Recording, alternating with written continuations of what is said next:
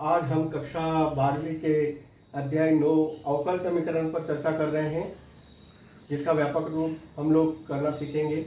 रेखिक अवकल समीकरण ये dy by d x plus p y बराबर क्यू के रूप की होती है।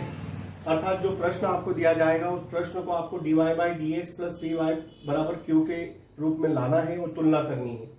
p और q अचर पद होंगे और इसके जो गुणांक होंगे इनकी जगह जो होगा वह x का फलन होगा। इसी प्रकार इस सेकेंड वाले को देखो तो ये dx अपॉन में dy plus p x is equal to Q.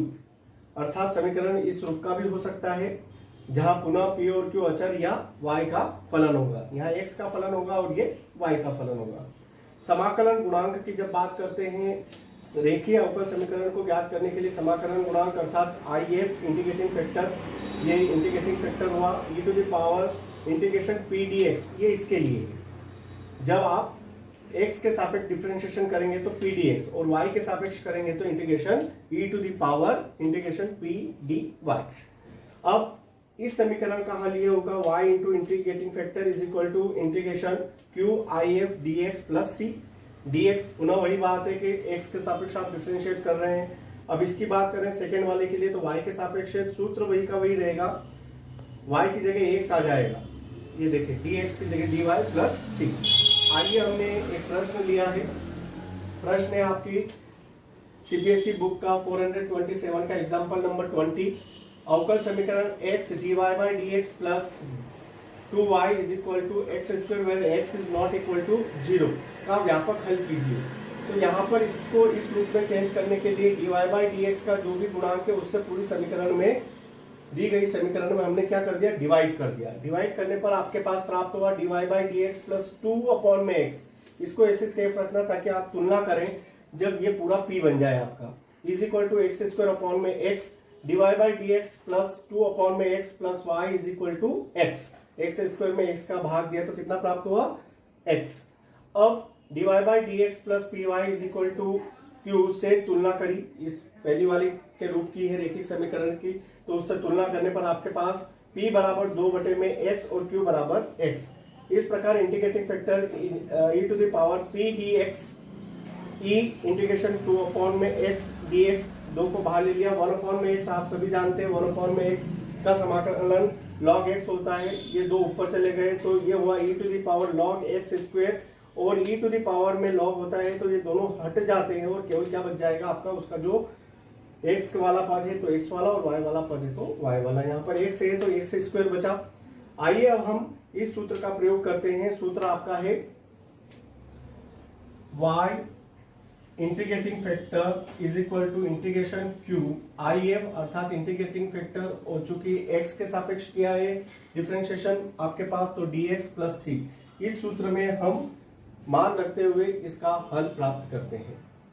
देखिए सूत्र में हमने मान रखा है p की जगह x स्क्वायर और q की जगह x रखने पर इस फार्मूले में हमने वैल्यू पुट करी है और कुछ भी नहीं किया है। x स्क्वायर का गुना x में है तो x क्यूब, ये सामान्य समाकलन है आपका। x की घात आपके पास 3 है तो ये 4 हो जाएगी और 4 बटे में आ जाएगा प्लस c। चूंकि इसको y के बराबर लेके आना है तो y बराबर x स्क्वायर का पूरी समीकरण में डिवाइड किया तो यहाँ पर x टू द पावर 4 है, 2 जाएगी तो केवल 2 बचे, बटे में 4 धन एक c बटे में x स्क्वायर, तो ये ऊपर चला गया। तो ये भी आपका आंसर है जो भी आपके पास ऊपर है। आप चाहें तो इसको नया नियतांक मान लें जहां पर c1 बराबर x minus raise to the power 2 है, ये भी उत्तर हो सकता है और ये भी आपकी बुक में ये उत्तर दिया गया है। इस प्रकार हमने रेखिक समीकरण का व्यापक हल सीखा है। आइए अगले प्रश्न को देखते हैं। प्रश्न हमने 9.5 का 5वां है 429 पेज पर।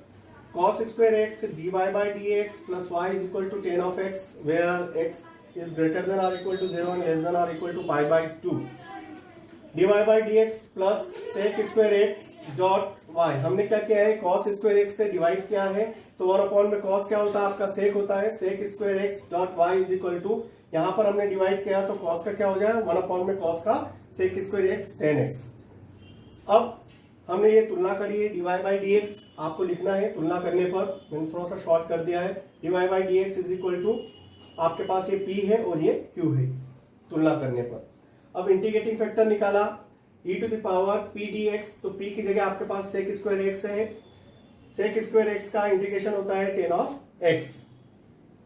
ये फार्मूला यूज किया हमने, y integrating factor is equal to integration Q I F D x plus C, value को हमने पुट किया है। इसके बाद की जो स्टेप है इसको थोड़ा सा ध्यान से देखें आप, कि यहाँ पर आपको वैल्यू माननी पड़ेगी, पुट करना पड़ेगा, प्रतिस्थापन करना पड़ेगा, अर्थात समाकलन में अवकलन का प्रयोग होने जा रहा है। ये हमने कहा टेन एक्स बराबर थीटा लिखो, टी लिखो, पी लिखो, ये आप स्वतंत्र है, तो ये हम मान रहे हैं यहाँ पर टी। अब आपके पास इस टेन एक्स का जो डिफरेंशिएशन होता है वो sec square x d x बराबर कितना हो जाएगा, डी टी। अब ये जो प्रतिस्थापन हो रहा है इसको थोड़ा सा ध्यान से देखें आप, ये सेक और ये dx हमने नहीं लिखा है, अर्थात सेक स्क्वायर एक्स dx, इस पूरे की जगह जो हमने किया है ये dx भी आ जाएगा, उस पूरे की जगह कितना हो जाएगा dt, ये लिखा हमने dt, किसकी जगह हुआ, सेक स्क्वायर एक्स dx की जगह। अब टेन एक्स बराबर कितना माना है हमने t, तो ये t हुआ, और e to the power t का क्या हुआ t, y e to the power ten x इधर लेफ्ट हैंड साइड में ऐसा कैसा रहेगा। अब इसमें फर्स्ट इंटू सेकेंड फंक्शन रहेगा, e to the power x जो आपके पास है और t है, ये अब आपके ऊपर चॉइस बनता है कि फर्स्ट फलन किसको माने, खंड समाकलन का प्रयोग होने जा रहा है। आइए इसे हम हल करते हैं।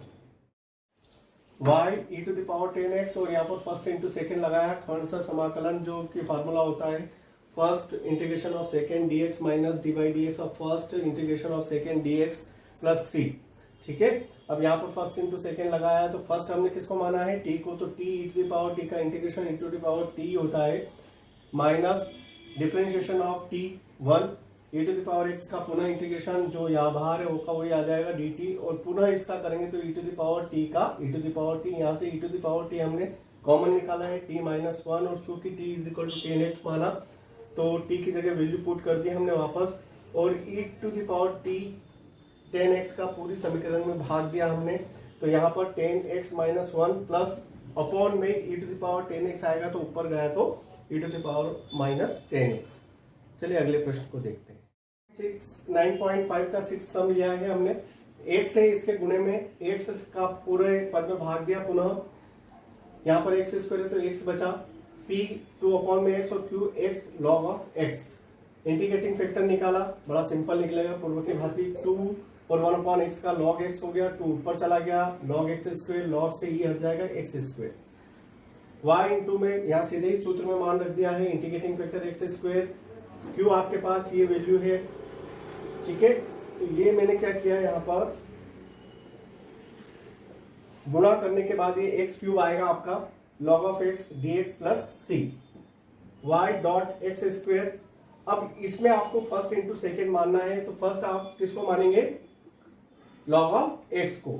ठीक है, log ऑफ एक्स, और इसका इंटीग्रेशन हुआ तो x raise to the power upon 4 minus integration d by d x of first, कहे तो log ऑफ एक्स, और log ऑफ x का 1 अपॉन में x, और इसका इंटीग्रेशन पुनः ये का ये रिपीट हो जाएगा, एक x से एक x कैंसिल हो गया, तो x क्यूब अपॉन में 4 dx।